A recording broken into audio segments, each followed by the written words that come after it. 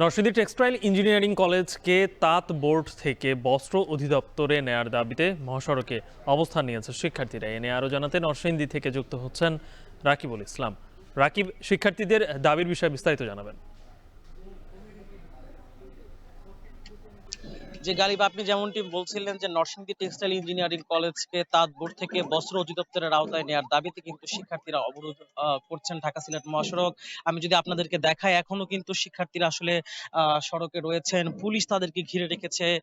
সকাল থেকে আসলে শিক্ষার্থীরা ক্যাম্পাসে অবস্থান করছিলেন এবং তাদের এই অবস্থানকে ঘিরে এবং উত্তেজনাকে ঘিরে কিন্তু পুলিশ ক্যাম্পাসের বাইরে ব্যারিকেড দেয়। তারপর দুপুর 12:15টার দিকে কিন্তু আসলে পুলিশের যে ব্যারিকেড সেটি ভেঙে শিক্ষার্থীরা সড়কে এসে পড়ে এবং তারপর থেকেই মূলত সমস্যাটি বাধে এবং আহ এখনো পর্যন্ত শিক্ষার্থীরা সড়কে রয়েছেন এবং তারা নিজেদের মতো করে আন্দোলন করছিলেন। তাদের যে দাবি, তারা বলছিলেন যে তারা আসলে স্বতন্ত্রভাবে, অর্থাৎ এখানকার বিএসসি টেক্সটাইল ইঞ্জিনিয়ারিং কলেজের শিক্ষার্থীরা স্বতন্ত্রভাবে তারা আসলে এই ক্যাম্পাসে থাকতে চাচ্ছেন এবং একটি অফিস আদেশ শিক্ষার্থীরা আমাদেরকে দিয়েছেন।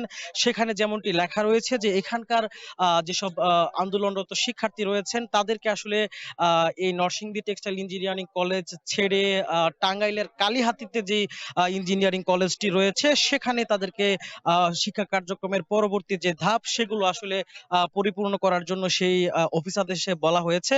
সেই অফিস আদেশ কিন্তু শিক্ষার্থীরা আমাদেরকে দিয়েছেন। তো এখনো পর্যন্ত শিক্ষার্থীরা সড়কে রয়েছেন। আমি যদি একটু এদিকে দেখাই যে আসলে এখানে আসলে পুলিশের অবস্থানও বেশ শক্তভাবে রয়েছে।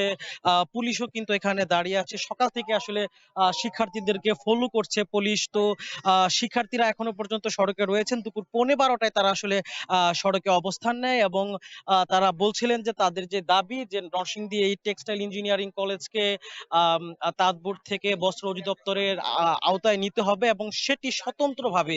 এই দাবি পূরণ হওয়ার আগ পর্যন্ত তারা আসলে সড়ক ছাড়বেন না, এমনটাই শিক্ষার্থীরা আমাদেরকে জানিয়েছেন। এই ছিল নরসিংদী থেকে আমার কাছে এই মুহূর্তের সবশেষ। গালিব। নরসিংদী থেকে যুক্ত ছিলেন সহকর্মী রাকিবুল ইসলাম।